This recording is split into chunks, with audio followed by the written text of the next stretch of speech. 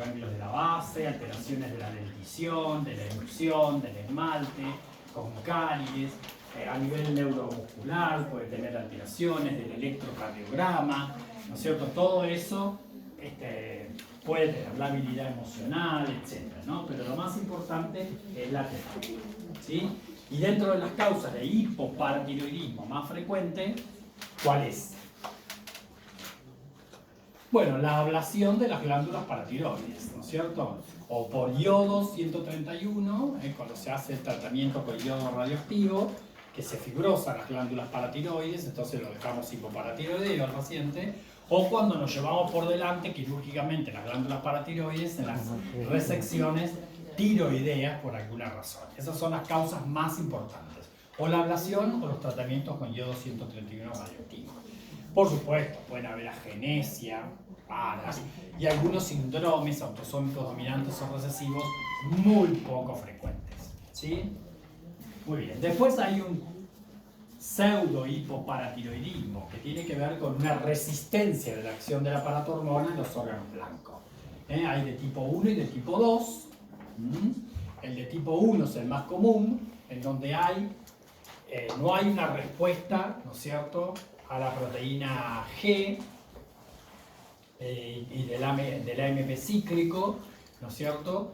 Y el de tipo 2 sí tiene respuesta, respuesta del AMP cíclico, ¿no es cierto? Entonces aparece el pseudo hipoparatiroidismo. El de tipo 1 dije que era el más frecuente, que se llama osteodistrofia renal, ¿no es cierto?, como enfermedad de Albright, que puede tener calcificaciones cutáneas, son bajitos los pacientes, de cuello cortito, de cara redonda, y con alteraciones básicamente con incurvación de los radios y con alteraciones especialmente de las falanges y de los metacarpianos, ¿no es cierto?, en donde aparece un signo muy característico. Si uno le pide al paciente que haga esto, haga el puño, nosotros normalmente tenemos los nudillos se expresan así cuando uno cierra la mano. En ellos hay una depresión a nivel de los nudillos y eso se llama signo de Albright, por las alteraciones óseas que tienen esos pacientitos. Bueno. Y después, como si eso fuese poco, existe el pseudo hipoparatiroidismo, pero bueno, ya eso es más raro. En general, es lo mismo que el pseudo hipoparatiroidismo, pero no tienen hipocalcemia. Pero sí. la osteodistrofia renal no es para el hiperparatiroidismo. No. Pseudo hipoparatiroidismo. Se llama enfermedad de Albright. ¿Sí? Enfermedad de Albright. Bueno, caso número 2. Mujer de 35 años. Como vemos, tiene obesidad central, troncal. También hay básicamente una debilidad muscular de la parte proximal de los miembros, con una piel fina, por la cual generalmente se desarrollan esas estrías cutáneas. Estas estrías cutáneas son muy características, porque no son estrías por la obesidad básicamente, que son blancas, sino que son estrías rojas siempre, ¿no? Bueno, y la típica en cara en luna llena, a veces tienen esa jiba de búfalo también, por una redistribución de la grasa en estos sitios, ¿no? Entonces a veces tienen la jiba o la típica cara en luna llena, la obesidad troncal, ¿no es cierto?, las estrías, la debilidad proximal. Bueno, eso es lo que va teniendo nuestra paciente. A lo que se le agrega generalmente aumento de la tensión arterial. También hay una hiperglucemia, o se desencadena una diabetes de tipo secundario. Entonces, con esta obesidad, con esta redistribución de la grasa, con estas estrías, pacientes que están hiperglucémicos, que están con hipertensión, que están con debilidad muscular proximal, ¿no es cierto? Si vemos un paciente con estas características, una piensa en patología Suprarrenal. ¿de qué tipo? Suprarrenal. Suprarrenal, ¿cierto? Suprarrenal. Entonces esperaría, yo sé que la glándula suprarrenal, ¿no es cierto?, tiene una corteza y una médula, y que en la corteza se forman diferentes sustancias, ¿no es cierto? ¿Alguien me podría decir qué se forma en la corteza renal? En la glomerular tenés la aldosterona, ¿Cómo? que tenés las 3 capas. En la glomerular tenés la aldosterona, en la fascicular los mineralocorticoides, los glucocorticoides, y en la reticular los andrógenos. Bien, entonces, en la glomerular básicamente mineralocorticoides, de los cuales se destaca la aldosterona, ¿eh? En la fascicular, que es la más ancha, ahí se forma básicamente los glucocorticoides, particularmente el cortisol, y en la reticular andrógenos y estrógenos, ¿sí? O sea, esteroides sexuales. Muy bien. ¿Y en la médula? Se libera adrenalina. Catecolaminas, ¿no es cierto? Catecolaminas, especialmente adrenalina. Muy bien. Entonces, con esta, ¿cuál sería la sospecha nuestra? Un Cushing. Bueno, que tenga lo que nosotros conocemos como síndrome de Cushing. Ahora, ese síndrome de Cushing,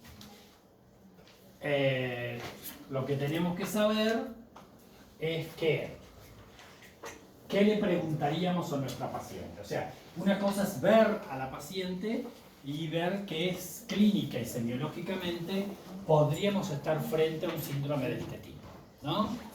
Entonces, lo primero que tenemos que hacer es, evidentemente, porque el Cushing, entre comillas, se debe a un aumento de ¿qué? De cortisol. De cortisol, ¿cierto? Aumento de los glucocorticoides. Entonces, yo lo que tengo que detectar primero, si esos corticoides no los está recibiendo Claro. la paciente por vía exógena. No vaya a ser cosa de que tengamos una paciente que está recibiendo corticoides de larga data por un tratamiento, como puede ser la artritis reumatoidea, qué sé yo, hace mucho que está recibiendo corticoides y esos corticoides exógenos son los que me están explicando a mí este aspecto de la paciente tan característico, que nos lleva a pensar en Cushing. Si esto es así, o sea, si la causa es exógena,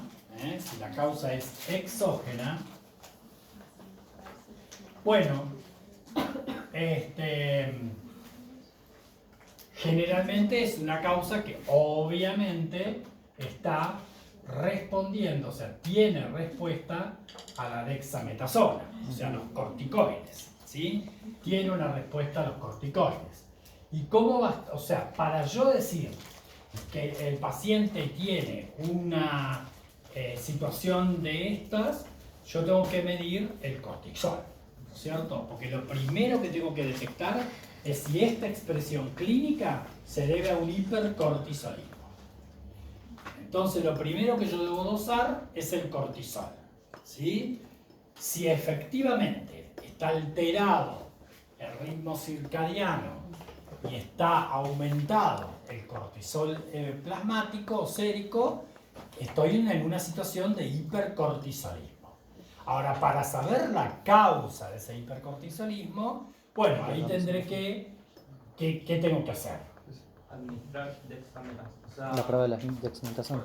Bueno, una es la prueba de supresión con la dexametasona, pero también tengo que evaluar, ¿no es cierto?, los niveles, el perfil hormonal. ¿Qué pasa con la ACTH? ¿Qué pasa con la ACTH? Entonces, yo sé normalmente que la ACTH, ¿no es cierto?, es una hormona que se secreta a nivel de ¿dónde? Hipófisis. De la adenohipófisis y que su secreción está regulada por el hipotálamo, ¿no es cierto?, por el factor liberador de ACTH, ¿sí? Ahora, también tengo que pensar que el ACTH no se libera solita mi alma, ¿no es cierto? Se libera con otras sustancias, ¿no? ¿Cuáles pueden ser? Oxitocina. ¿Cómo se libera? Ah, No, no, oxitocina no. que La... se formen a nivel... La ACTH, digo. Se secreta con endorfinas, se secreta con lipotrofina, con POMP, la propiomelanocortina, la melanocitoestimulante. Bueno. Entonces, el factor liberador de ACTH hipofisario regula la liberación de ACTH hipofisaria, hipotalámico hipofisaria, y la CTH actúa a nivel suprarrenal, a nivel cortical, en la capa fasciculada, y produce la liberación de cortisol. Y esa liberación de cortisol tiene una regulación negativa a nivel hipofisario para que disminuya la CTH. Eso sería lo normal, ¿sí? Lo normal. Si yo estoy dando acá ACTH externa, cortisol externo, o sea, glucocorticoides externo, ¿qué pasa con mi ACTH? Está disminuida la secreción de ACTH, ¿cierto? Disminuida la ACTH, ¿no? Entonces, si yo tengo disminución del perfil, o sea, de la ACTH, pero hay respuesta a la dexametasona,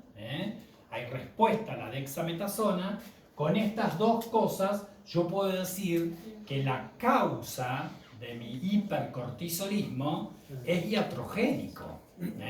Es porque yo le estoy dando corticoides exógenos. ¿Se entendió? Para el diagnóstico, respuesta a la dexametasona, supresión, y además el ACTH para el diagnóstico. Para decir si hay o no hay un hipercortisolismo, yo tengo que dosar cortisol de 24 horas. Y evaluar el ritmo circadiano normalmente, ¿no? El cortisol tiene su liberación máxima entre las 3 y 6 de la mañana, ¿sí? Entonces, si se altera también el ritmo circadiano, eso me ayuda a pensar en un hipercortisolismo. ¿Quedó claro? Porque después, bueno, ¿y cómo estarían las glándulas adrenales en este caso? Claro, si yo le estoy dando cortisol exógeno y no hay formación de ACTH, ¿no es cierto? Las glándulas empiezan a atrofiarse, ¿no es cierto? Lo que no se usa se atrofia, ¿eh? Entonces, las glándulas en este caso, sí, aplíquenlo a lo que quieran. En este caso las glándulas van a ser atróficas, atróficas. Entonces, si yo hiciera un estudio morfológico de las glándulas, que ¿cómo la buscarías vos, Juliana, las glándulas? Con un eco. No, con un TAC. Pensemos que las glándulas suprarrenales son retroperitoneales. ¿Cómo estudiamos órganos retroperitoneales? Con una TAC. Básicamente con TAC, ¿cierto? Con TAC. Porque son difíciles de evaluar, ¿no? Entonces, vamos a ver que esas glándulas en esta situación van a estar atrofiadas, van a estar disminuidas de tamaño, ¿sí? Disminuidas de tamaño. Muy bien. Porque después hay causas que son endógenas de hipercortisolismo endógeno, ¿sí? Y estas causas endógenas tenemos aquellas que son independientes de ACTH, las que son independientes del ACTH, que son las causas básicamente suprarrenales, ¿sí? Donde la causa está en la glándula. El hipercortisolismo está en la glándula, mediado por alguna patología glandular. ¿Qué entraría acá? ¿Cuáles serían las causas del hipercortisolismo cuyo origen estuviese a nivel glandular? ¿Cómo? A ver, otro que no sea Gasparri, por favor. Bueno, Que haya un adenoma de la glándula suprarrenal. Perfecto. Que haya un carcinoma de la glándula suprarrenal. Por supuesto. Que haya hiperplasias nodulares. Por supuesto. Macronodulares, micronodulares, enfermedades micronodulares pigmentadas, síndrome de McCute-Albright. Hay distintas situaciones, pero que obedecen o a fenómenos adenomatosos, carcinomatosos o hiperplásicos de la glándula adrenal. ¿Sí? Esas serían las causas, los adenomas, los carcinomas, las hiperplasias, macronodulares, micronodulares y algunas cosas más raras. ¿Sí? Muy bien. Entonces, estas causas me están produciendo un aumento de la formación de cortisol. ¿No? Entonces, como hay mucha formación de cortisol, ¿qué pasa con la CTH? Está disminuida. Disminución. Disminución de la CTH.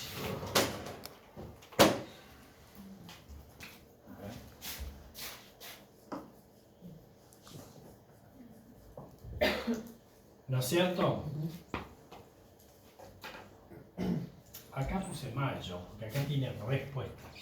Con respuesta, ¿no? Cuando yo doy el cortisol, son con respuesta. Entonces, disminución de la CTH, ¿no? Y en este caso, nosotros dijimos que era independiente de la CTH. Entonces, no hay respuesta a la dexametasona. Sin respuesta a la dexametasona. Si yo tengo disminuida la CTH sin respuesta a la prueba de supresión, la causa es adrenal. Esta situación se llama síndrome de Cushing. Esta situación se llama síndrome Cushingoide. ¿Sí? Entonces, disminución del CTH con respuesta Cushingoide. Causa iatrogénica. Glándulas atróficas. Si yo tengo disminución de ACTH sin respuesta a la prueba de supresión, la causa es adrenal. ¿Y cómo van a estar las glándulas? Y bueno, dependerá de la causa. Si es un adenoma, si es un carcinoma, supongamos que tiene un adenoma del lado izquierdo. Voy a ver una glándula aumentada de tamaño con una tumoración y la otra glándula generalmente está atrofiada junto con el remanente de la glándula de Selan. ¿Sí? Bueno, perfecto. ¿Hasta ahí vamos bien? Síndrome de Cushing, síndrome Cushingoide. Después tenemos las que son dependientes de la CTH. Y en estas situaciones tenemos, ¿no es cierto?, una situación en donde hay un aumento exagerado de la formación de ACTH. O sea que la ACTH está muy aumentada, ¿no es cierto?, muy aumentada. Y hay respuesta a la prueba de supresión, con respuesta. Esta situación, con respuesta a la prueba de supresión con dexametasona, pero con la CTH elevadísima, tengo que pensar que la causa está ¿dónde? En la hipófisis. Entonces tengo que ir a ver qué pasa en la hipófisis. ¿No es cierto? Bueno, y dentro de la hipófisis, la causa más frecuente es un adenoma, generalmente casi siempre micro, pero puede ser un macroadenoma de hipófisis, de adenohipófisis, que forma ¿qué? ACTH, ¿cierto? Adrenocorticotropía. ¿Está? ¿Hasta ahí me van siguiendo? Cuando la situación es esta, o sea que la causa es hipofisaria, y generalmente un adenoma, puede ser una hiperplasia, pero raro. Puede ser un carcinoma, mucho más raro. Casi siempre son microadenomas o a veces macroadenomas. Cuando la situación es esta, esto se llama enfermedad de Cushing. ¿Sí? Enfermedad de Cushing. La enfermedad de Cushing, descrita por Harry Cushing, es más frecuente en las mujeres, generalmente, jóvenes, 30, 40 años, con microadenomas. Muy bien, enfermedad de Cushing. Y si no, hay una situación, de hipercortisolismo en donde hay un aumento de la ACTH, pero no hay respuesta a la prueba de supresión.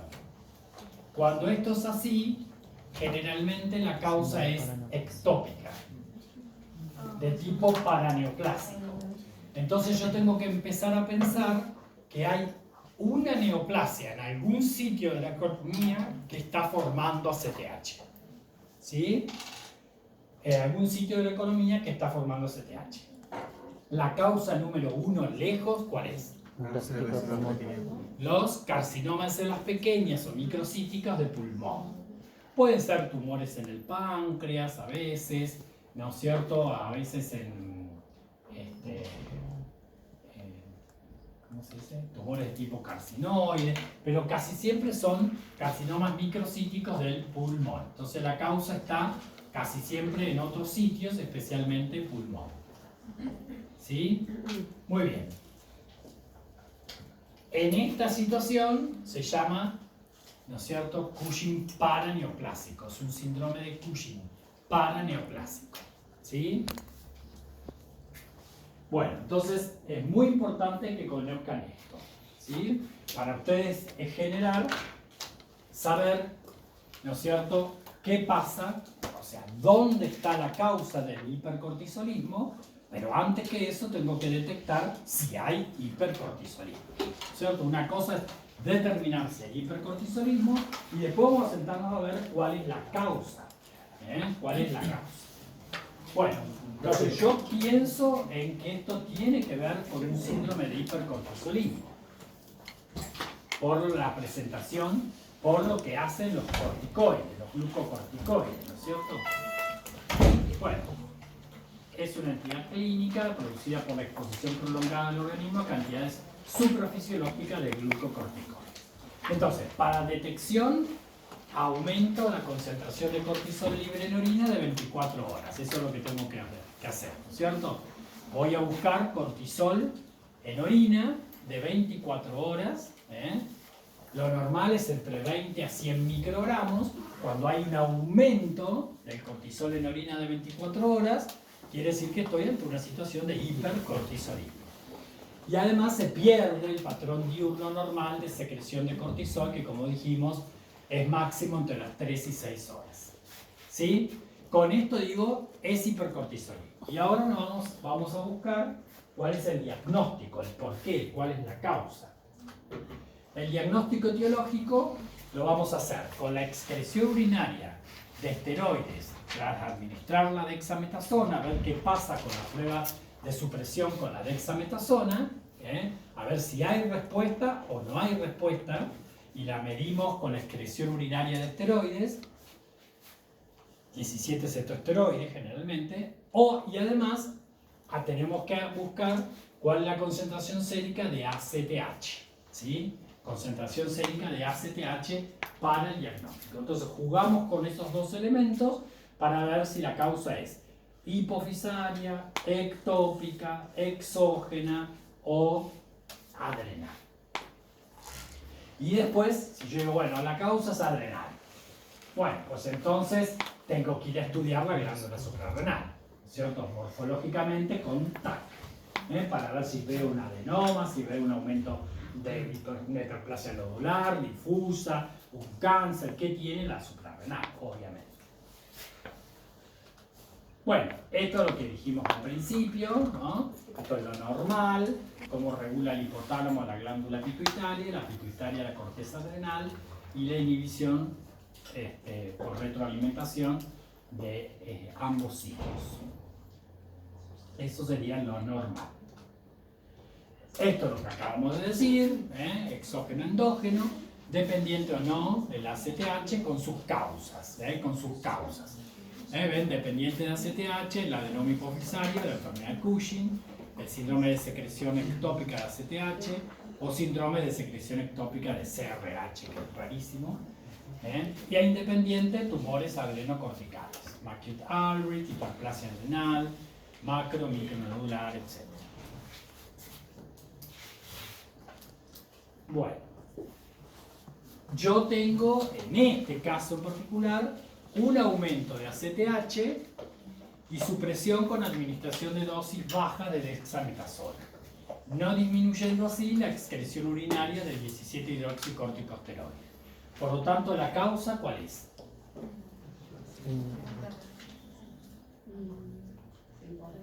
Disminución, aumento de la ACTH. Aumento de la ACTH. Y hay respuesta a la supresión. Entonces la causa es hipofisar, en nuestro caso, ¿no? Para poner un ejemplo. Entonces voy a buscar, ¿no? Y bueno, ahí tenemos un ejemplo,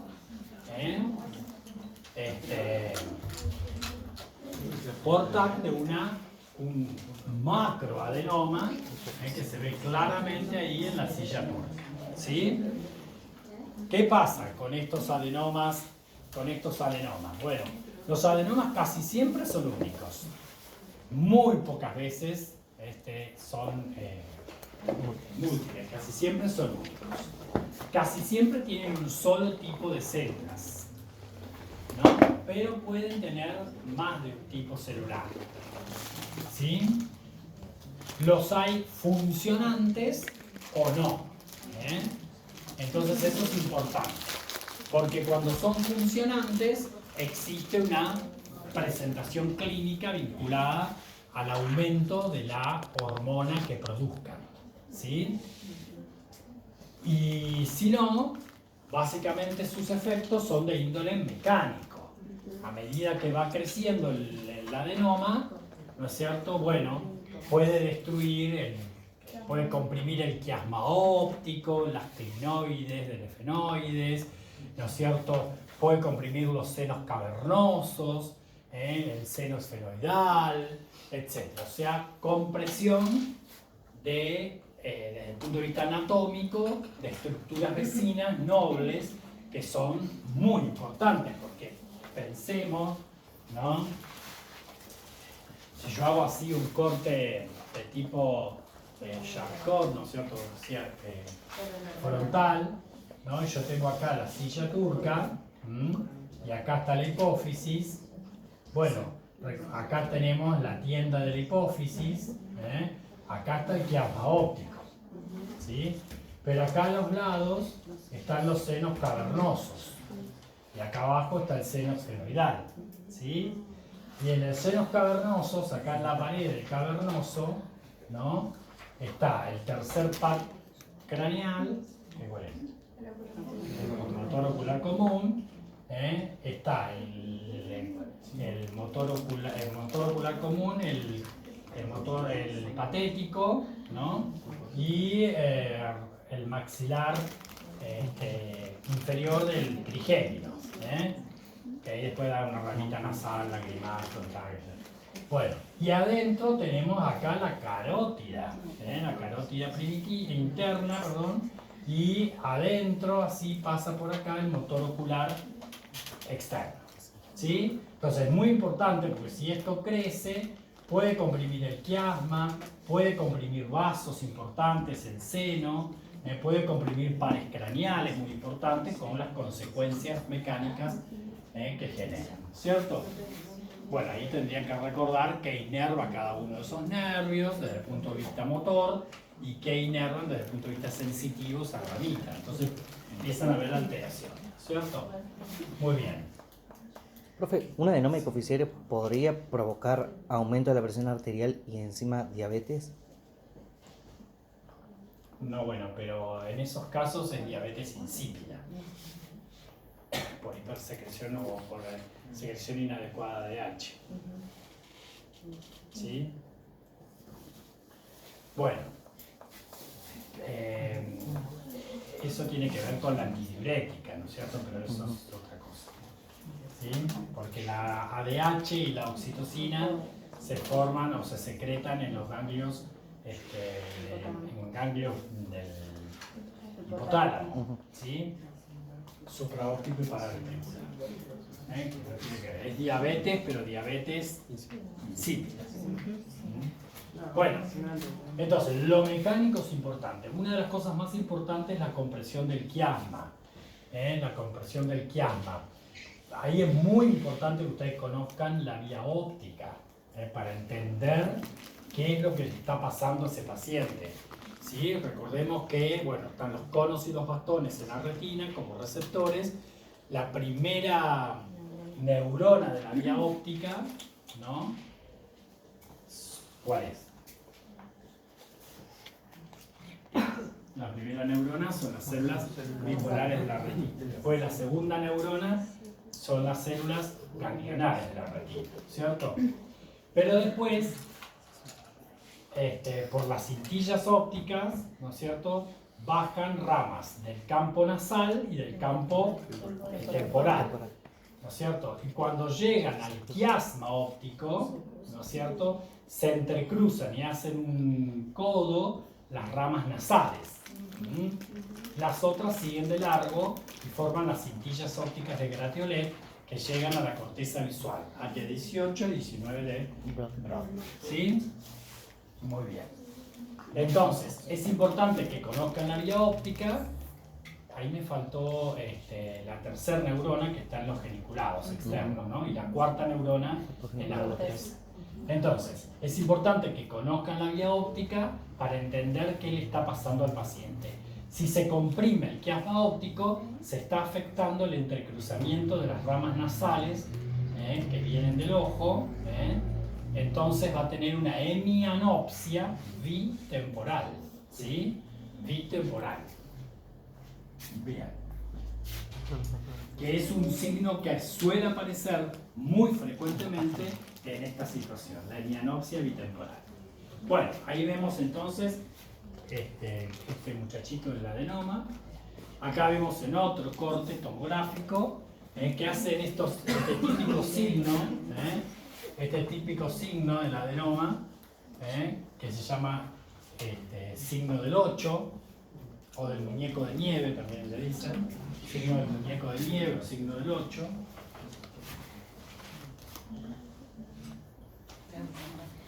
Bueno, ahí vemos en un corte, en una resonancia, vemos también ahí el adenoma, claramente. Fíjense ahí la relación que tiene con el quiasma óptico, importante que decíamos recién. Ahí vemos en una pieza macroscópica, claramente se ve el adenoma, claramente se ve el adenoma. Y después, histológicamente, bueno, acá yo les puse una foto de la adenohipófisis normal. ¿Por qué? Porque yo sé que la adenohipófisis está constituida por células que pueden ser basófilas, acidófilas o cromófobas. ¿Sí? Bien. Y tienen, ¿no es cierto?, una trama reticular muy importante. La hipófisis normal, yo voy a ver a esos tres tipos celulares, pero tienen una trama reticular, ¿no es cierto?, que la puedo exagerar si yo hago fibras reticulares, se ve claramente la trama reticular entre las células. Eso es lo normal. ¿Por qué? Porque cuando hay un adenoma, aumenta el número de estas células a expensas de, qué sé yo, basófilas y cromófobas, acidófilas o cromófobas, o solo acidófilas o solo cromófobas. Entonces voy a ver una cosa parecida a esta, parecido, pero ¿cuál es el detalle para yo diferenciar? Digo esto porque ustedes saben que los tratamientos de los adenomas hipofisarios generalmente se hacen quirúrgicamente por la vía transesfenoidal, o sea, se entra por la nariz, se rompe el seno esfenoidal y se entra a la silla turca y se reseca por pedacitos. ¿no? Y te lo sacan por acá. Entonces, yo lo que voy a recibir son múltiples fragmentitos. Y a veces vienen con un anillo de adenohipófisis normal. Entonces, diferenciar el tejido hipofisario normal del tejido hipofisario que tiene que ver con la proliferación neoplásica, por más que sea un adenoma y es una neoplasia benigna, a veces puede costar. Si bien los adenomas tienen una proliferación compacta, pero ojo porque a veces tienen patrones sólidos, pero a veces tienen patrones glandulares, de tipo papilar, de tipo reticular, o sea, tienen distintos patrones morfológicos y me lo puedo confundir con la adenohipófisis normal. Entonces sepan que la proliferación neoplásica, más allá del aumento del número de células cromófobas, acidófilas o basófilas o la que sea, ¿no es cierto?, no va a haber trama reticular. Está ausente la trama reticular en la proliferación neoplástica. Sin embargo, en el tejido normal, hipofisario, siempre hay trama reticular. Eso es importante para el diagnóstico. Bueno, esto es un ejemplo de un microadenoma hipofisario, ¿ven? Esto es el microadenoma. Pero esto es hipófisis normal. Entonces, si a mí me mandan pedacitos de esto, andás a ver qué es normal y qué es adenoma, ¿no? Sí. Se resecan cuando son funcionantes, ¿no es cierto? O a veces son tan grandes que empiezan a tener complicaciones mecánicas, ¿no es cierto? Como dijimos. Incluso a veces crecen tanto que producen necrohemorragia, eso se llama apoplejía hipofisaria, ¿sí? Bueno, y acá tenemos el adenoma que tiene nuestra paciente. Nuestra paciente dijimos que era una enfermedad de Cushing. Entonces el adenoma, más allá de que si es mayor de 3 milímetros o menor de 3 milímetros, o sea macro o micronodular, está constituido por células, predominantemente las células que forman ACTH son acidófilas o son basófilas. Basófilas, ¿sí? Basófilas. Recuerden que el adenoma más frecuente de la hipófisis, ¿cuál es? El prolactinoma, ¿cierto? El prolactinoma.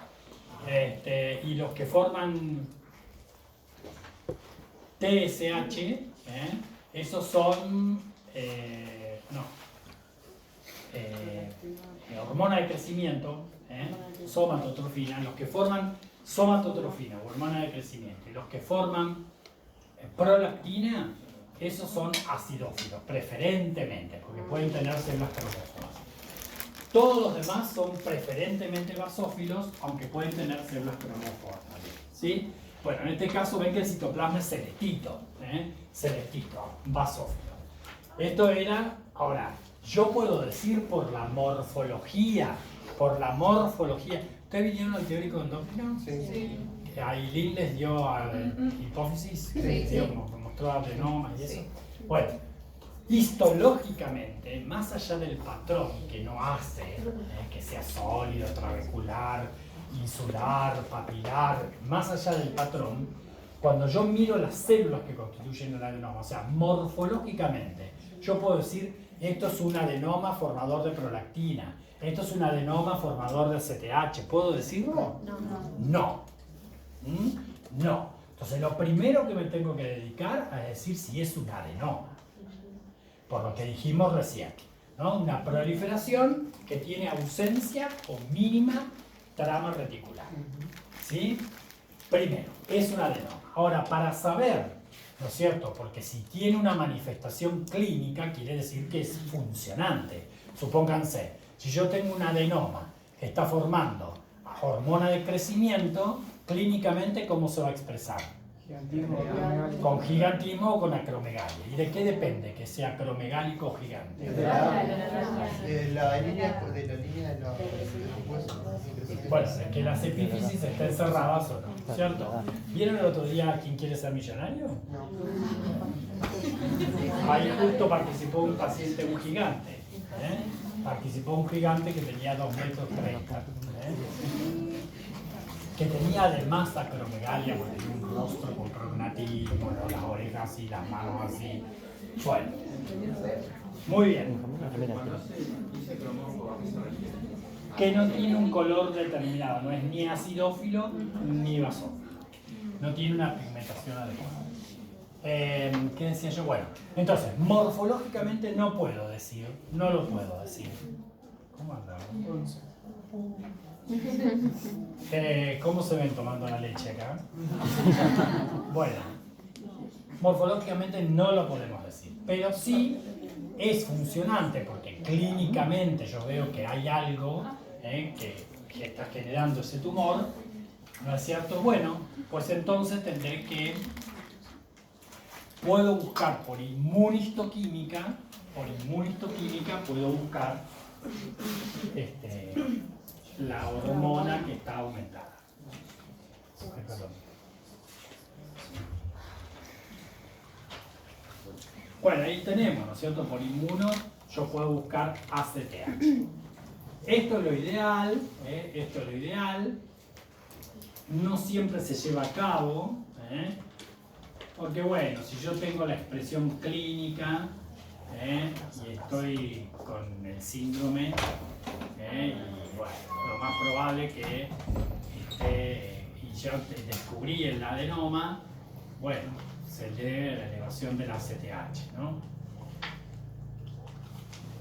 Acá estudio las suprarrenales, acá les muestro otra causa, en donde estoy mirando esta suprarrenal respecto a esta, y acá veo en esta suprarrenal un adenoma.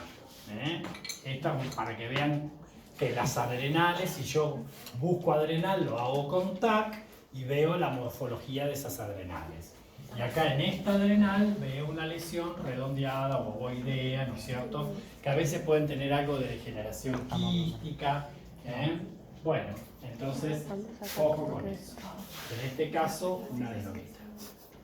Bueno, esto para que comparen, ven el tamaño de la adrenal, el corte normal, versus cuando están atróficas, que sería la forma exógena, o cuando están hiperplasiadas. En este caso, una hiperplasia nodular de ambas adrenales. ¿Sí? Una hiperplasia nodular, macronodular de ambas adrenales. Para que vean, comparen el tamaño. Bueno, esto es la hiperplasia adrenal cortical nodular característica. Esto cuando la causa es adrenal, o sea, un síndrome. Porque después, fíjense qué pasa con la morfología. Nos pasaba un poco como la anterior, siempre son muy aburridas, son células benignas, ¿no es cierto?, con núcleos redondeaditos, citoplasmas granulares que contienen lípidos, algunas un poquito más compactadas, pero ven que tiene esa... se parecen a las células sebocrinas de las glándulas sebáceas, ¿sí?, con esos lípidos, y aumentó el número de células, obviamente, es una hiperplasia. Bueno, en estos casos puede haber pigmentación de la piel. Vemos la piel de la paciente un poco pigmentada. ¿Eso se debe a qué? A lo que decíamos antes, ¿no es cierto? Que junto con la ACTH se secreta la melanocito estimulante también, como la propia melanocortina, pero en este caso la melanocito estimulante. Entonces puede ser que los pacientes tengan algo de pigmentación cutánea. ¿Ven? Ahí histológicamente yo les puse cómo se vería la pielcita normal cuando hablamos de hiperpigmentación. Que acá, ¿cómo me describirían esto? Estamos mirando una cresta epidérmica, ¿no? ¿Y por qué decimos que hay hiperpigmentación? Porque están las células basales. Porque hay un aumento del pigmento melánico a nivel de La unión dermoepidérmica. Queratinocitos basales, ¿no? De queratinocitos basales. Yo no digo la hiperpigmentación se debe a la hiperplasia de melanocitos, que en ese caso sería, ¿cómo se llama? Cuando aumenta el número de melanocitos. Lentiginosis. Bueno, y el último casito, este es una mujer joven, endocrino larguísimo, Es una mujer joven que tiene 30 años y que debuta con una adenopatía en el cuello. Ahí la vemos, tiene una adenopatía en el cuello. Esta es una presentación muy común, muy común. Muchas mujeres debutan y vienen a la consulta porque se notan un ganglio en el cuello agrandado, ¿sí? Bueno, entonces, ante una adenopatía, más aún si la adenopatía es mayor de 2 centímetros, nosotros dijimos que toda adenopatía mayor de 2 centímetros, seguramente que no es una hiperplasia del ganglio, sino que probablemente sea neoplásico. Lo mínimo en que vamos a pensar es que nuestra paciente tenga que Un carcinoma papilar. con un ganglio así, yo digo, ay, tiene un carcinoma papilar de tiroides. No, si yo soy el paciente y te consulto y digo, mira, tengo este ganglio acá en el cuello, parece un ganglio. O sea, primero hay que corroborar que eso sea un ganglio, ¿no? Podrían ser muchas cosas, entre ellas podría ser que en el lateral de cuello, ¿no es cierto? En el lateral de cuello, si no es un ganglio, ¿qué podría ser? Que genere un nódulo acá en el lateral de cuello. Puede ser un quiste. Un quiste en el estante. ¿Qué tipo de quiste?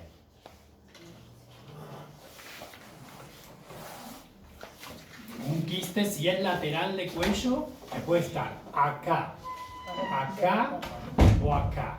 Si acá cerca de la cara puede ser en la Pero si es lateral de cuello, pienso en qué quiste. Quiste branquial. Quiste branquial. Capítulo de cabeza y cuello de Robbins. No se lo coman.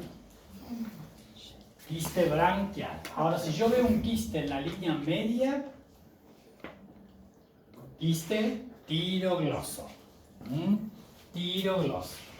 Bueno, primero corroborar que eso es un ganglio.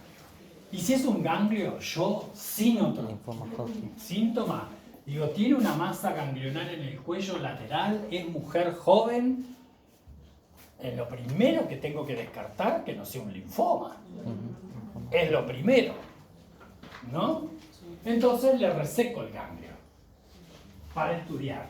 ¿Se puede punzar el ganglio? No. Sí. ¿No? Lo ideal es resecar la masa ganglionar.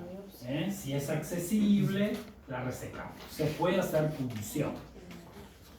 Bueno, estudiamos el ganglio y nos encontramos con esto. ¿No? Acá en el campo veo tejido linfoide, pero acá veo esto. ¿No? ¿Y esto qué es? ¿Es proliferación neoplásica? Sí. Sí. ¿Benigna o maligna?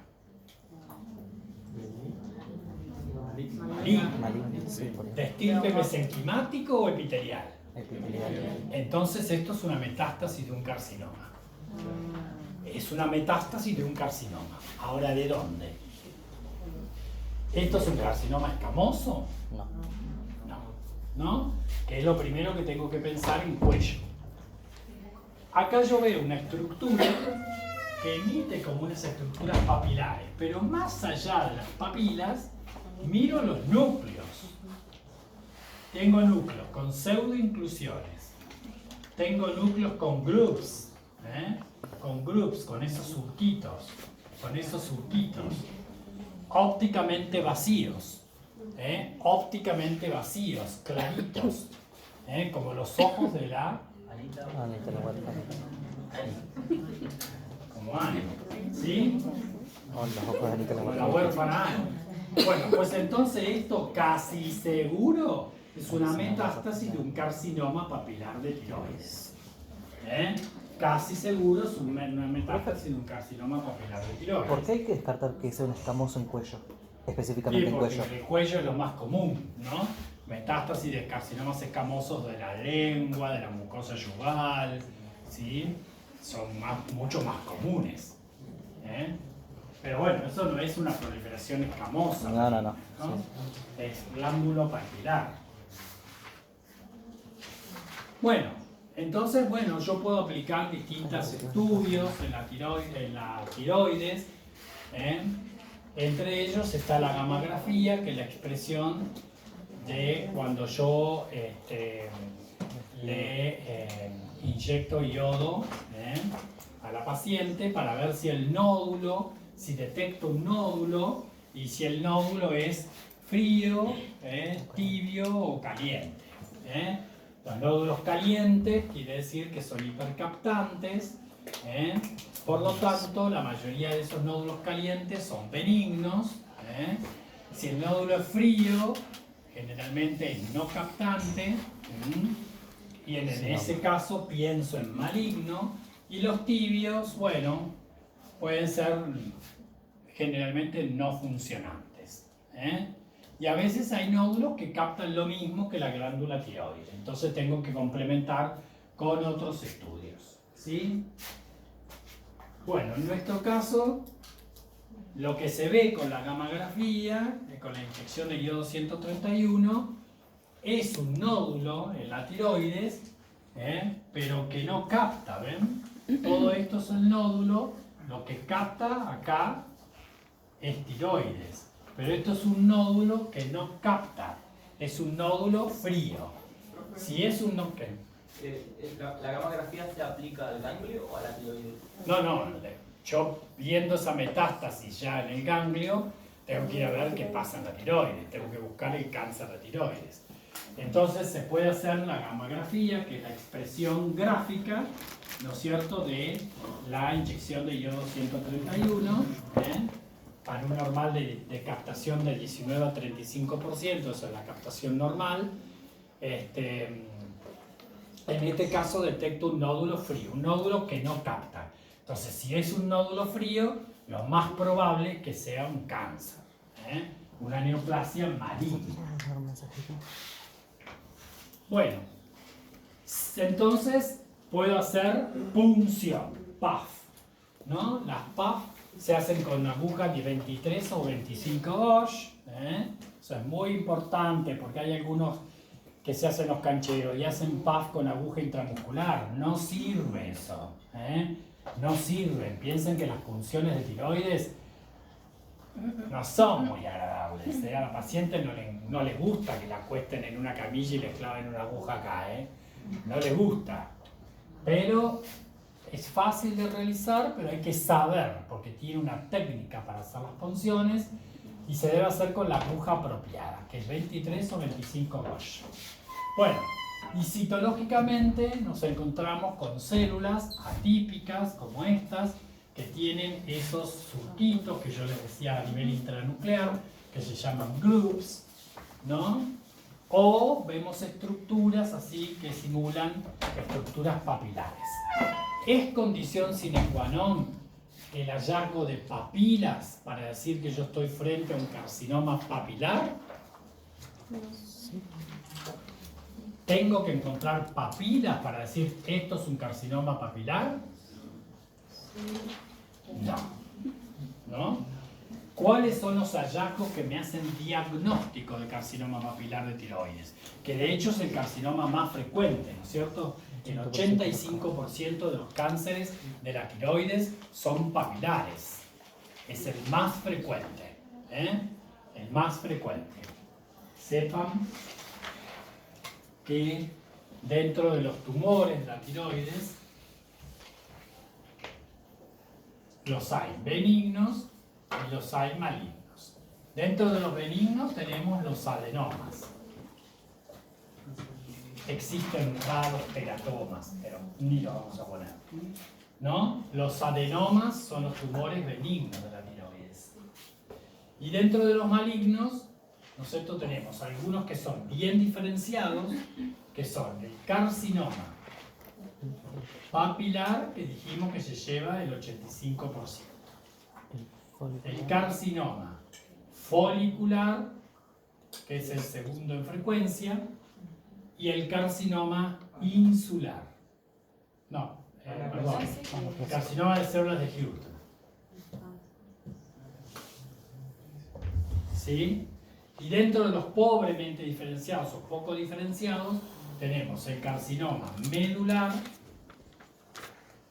el carcinoma, ¿cómo se llama? Anaplásico y el carcinoma insular. ¿Sí? Muy bien, estos son bien diferenciados, que con control generalmente andan muy bien y estos no andan bien con el control. ¿Sí? Muy bien, acá yo encuentro, o sea, el diagnóstico se hace con los núcleos. Yo tengo que ver núcleos de papilar para decir que es papilar. Porque pueden o no tener papilas. Entonces los núcleos tienen que tener groups y tienen que tener pseudoinclusiones nucleares. Y además ser ópticamente vacíos. Esas son las tres características del núcleo que si están es un papilar, tenga o no papilas. ¿Puede repetir? Sí. Ahí vemos las pseudoinclusiones nucleares. ¿Ven?